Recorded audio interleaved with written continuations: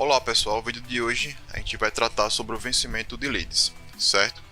A gente encontra esse campo aqui que eu estou digitando em vencimento dos leads, certo? Ele vai cair aqui nessa página e aqui do meu lado esquerdo a gente tem as etapas do workflow, certo? Eu vou pegar aqui aguardando retorno como exemplo, que eu vou falar aqui item por item, certo? O que é a quantidade de horas? É a quantidade de horas de recálculo do vencimento, certo? Eu coloquei aqui como uma hora só como exemplo, mas vocês podem estar colocando aqui mais horas de acordo com a necessidade de vocês. Vamos supor que um lead entre de um site e venha para essa etapa aqui. Ele vai pegar o vencimento aqui de uma hora, então daqui em uma hora esse lead vai vencer, certo? Ação do vencimento, o que vai acontecer com o lead ao vencer. Eu posso deixar sem corretor, deixar sem imobiliária, usar a roleta ou não executar a ação.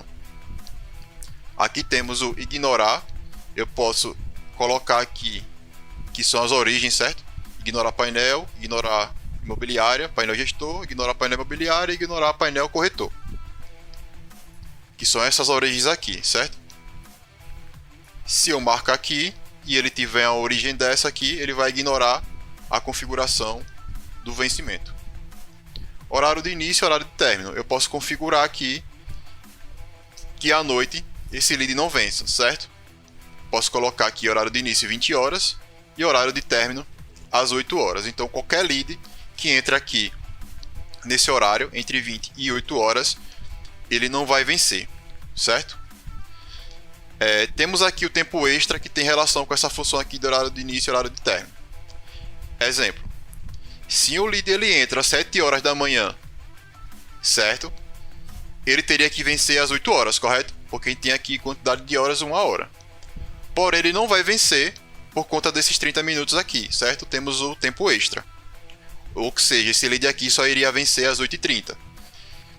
Esse caso aqui do tempo extra são para leads que vão vencer exatamente nesse horário aqui de 8 horas.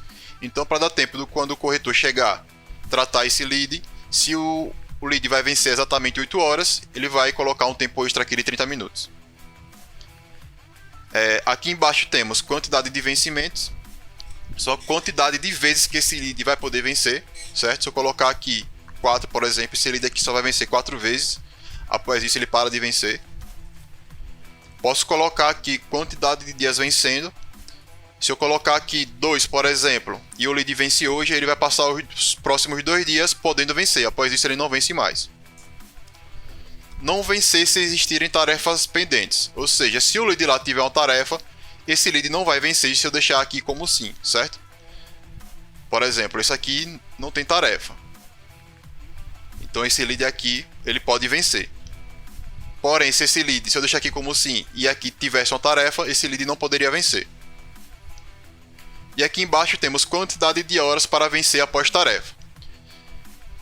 Exemplo, se tiver uma tarefa cadastrada para vencer às 14 horas e eu coloco aqui 2 horas, esse lead após as 14 horas ele só poderia vencer após as 16, certo? Por quê? Por causa dessa configuração aqui. Se eu coloco aqui 4 horas, certo? Esse lead aqui só vai vencer às 18, ok? Porque a tarefa está agendada para as 14, porém eu coloquei aqui 4 horas. Então, se ele fosse vencer nesse período, ele não iria vencer, por causa desse cálculo aqui de horas que a gente colocou aqui, ok? Vou voltar aqui para a configuração padrão, certo? Mais uma observação. Quando a gente altera de uma etapa para outra, esse lead pode recalcular o vencimento também, certo? Por exemplo, aqui em prospecção ele está com 1 hora de vencimento, ou seja, se eu altero de aguardando o retorno para prospecção, ele vai recalcular mais 1 hora para o vencimento, certo? Porém, para isso acontecer, eu preciso vir no workflow, certo? No workflow de lead e colocar aqui essa açãozinha aqui, ó.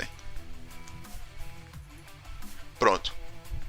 Ela já está aqui, certo? Que é recalcular a data de vencimento.